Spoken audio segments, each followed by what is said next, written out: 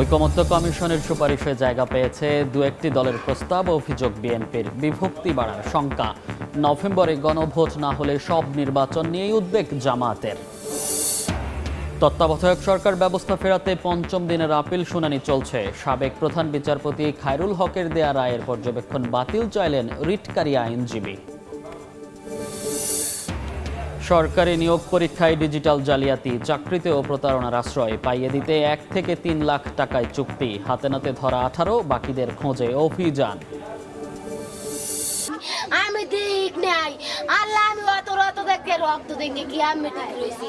আরে ভাই, গভীর রাতে শীত কেটে ঘরে প্রবেশ, দেখে ফেলায় পটুয়াখালীতে গৃহকর্তাকে কুপিয়ে হত্যা। জড়িতদের দ্রুত আইনের আওতায় আনার দাবি স্বজনের। তদন্তে মাঠে পুলিশ। এবং আবারও আর্থিক খাত রক্ষাকারীর ভূমিকায় আমানতকারী। সবল ব্যাংকমুখী সঞ্চয়কারীরা 2 অঙ্কের ঘরে সুদ হার। গ্রাহকের স্বার্থ রক্ষার প্রতিশ্রুতি কেন্দ্রীয় ব্যাংকের।